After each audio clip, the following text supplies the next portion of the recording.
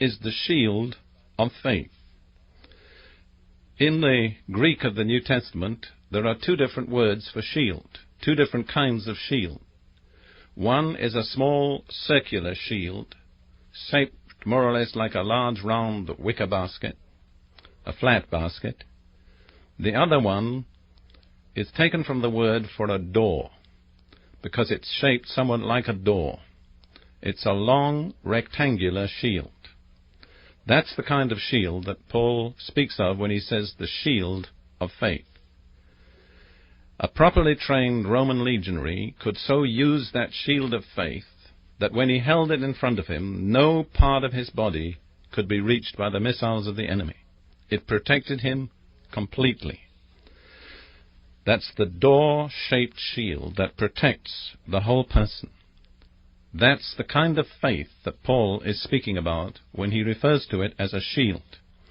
You see, when we go out against Satan, if we begin to cause him any trouble, you can be sure he will counterattack.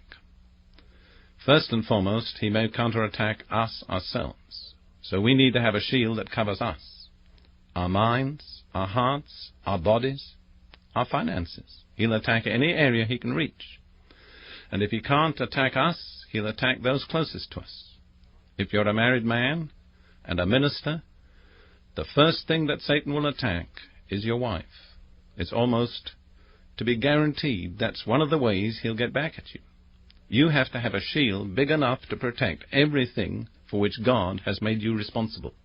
Your own person, your family, and everything that God has committed to you. I learned this lesson in a very vivid way once. I'll try and relate it to you briefly.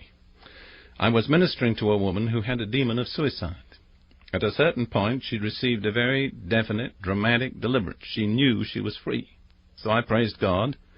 Next day, she came back to see me, and she related this remarkable incident. She said that just about the time she received her deliverance, her husband was driving along the highway in his open pickup truck, and their German shepherd dog was standing, as the dog always loved to do, in the back of the truck. For no reason, while the truck was traveling at high speed, the shepherd dog suddenly jumped out and was instantly killed. The moment she told me that, I understood that something had happened. I understood that that demon of suicide which had left the woman had gone into the dog. See, Satan attacked the nearest thing he could reach. And I learned a lesson that I trust I'll never have to learn again. Whenever I minister deliverance to people, I always claim the protection of faith and of the blood of Jesus over everything that's connected with them. And that kind of thing has never happened to me again.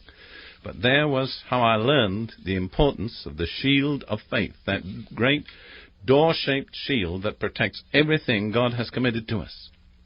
You see, faith is mentioned twice in this list of the armor. The breastplate is faith and love, and the shield is the shield of faith. But I believe faith has to be understood slightly differently. The breastplate is faith for our own personal righteousness, but the shield is faith for protection and provision for ourselves and all whom God has committed to us. It's the thing that covers everything. I learned this in a vivid way also at the beginning of this radio ministry. When I got launched into this radio ministry, it was remarkable how many things simultaneously went wrong in the office and in the production. Equipment that should have functioned perfectly suddenly ceased to function. Personnel became sick. Messages went astray. Kind of confusion broke loose in our usually well-ordered setup. And then I realized I had to stretch out the shield of faith. Satan was counterattacking. He couldn't reach me personally, so he attacked something that I depended upon, those who supported my ministry.